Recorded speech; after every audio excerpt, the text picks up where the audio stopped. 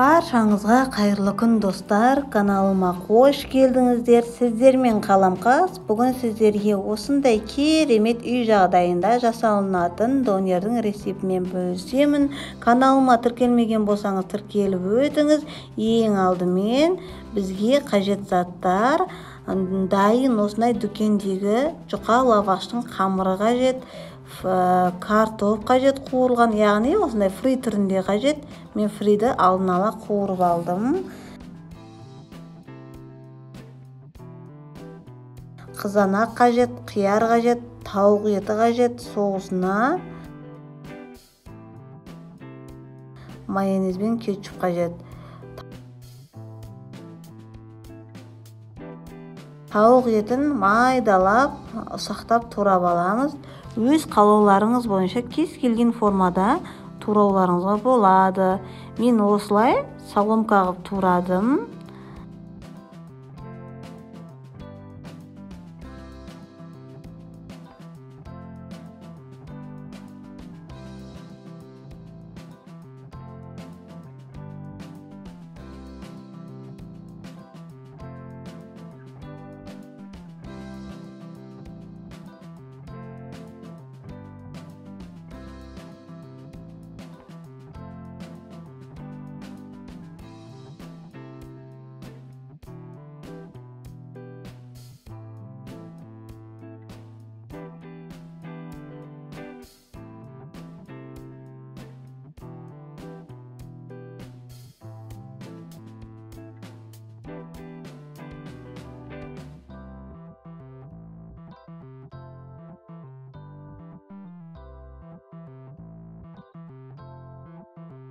Енді тауық етін турап болдық. Келесі кезекте қызып тұрған табамызға тураған тауық еттерімізді жақсылап қызартып қуырып аламыз.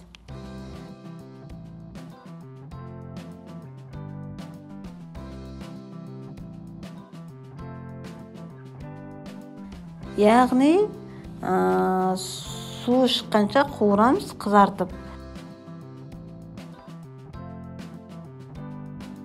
Үстіне кішкене татымына қарай тұз саламыз. Орташа отта 30 минуттай пісіріп аламыз.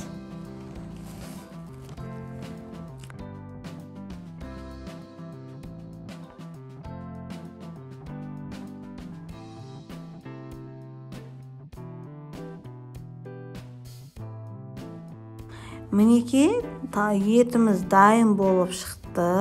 Бұл тауық еті болғандықтан өте тез жылдам піседі. Енді донерімізді жинаймыз. Қамырымызды алып, арасына салмамызды салып жинай бастаймыз. Ең алдымен қамырымыздың арасына піскен тауық етімізді саламыз.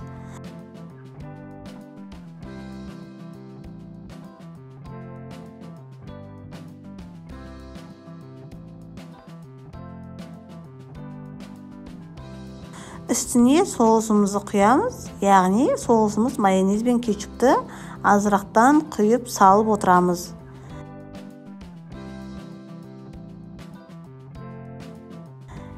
Сосын кезекпен үстіне қызанақ және фриді саламыз. Тағы да соусымыздан азырақ құйып,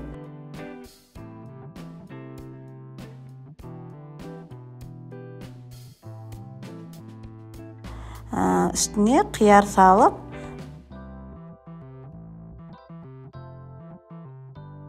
донерімізді жинай бастаймыз. Екі шетін қатты қысып ораймыз. Себебі донеріміз шашылып кетпеуі қажет. Және де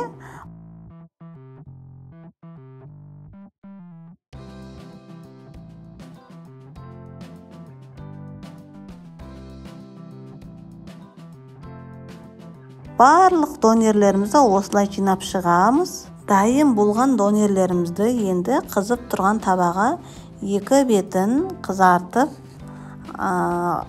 аламыз. Осылай екі бетінде әдемелеп қызартамыз. Яғни бізде сырты хрустящий болып шығады, қытырлақ болып.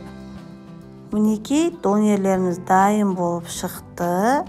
Дәл фастфуд центрдегідей керемет, сочный, дәмді донерimiz шықты. Сіздерге жасауға кеңес берем. Өте керемет, үй жағдайында тез жасалынатын, қолда бар заттардан жасауға болады. Жасап көріңіздер, балаларыңызға жасап беріңіздер. Балаларға ұнайды деген ойдамын. Сіздермен болған Қаламқас. Видеоны соңына дейін көргендеріңізге рахмет. Каналыма тіркелмеген болсаңыз, тіркеліп өтіңіз. Себебі менде күнделікті жаңа рецепттермен бөлісемін.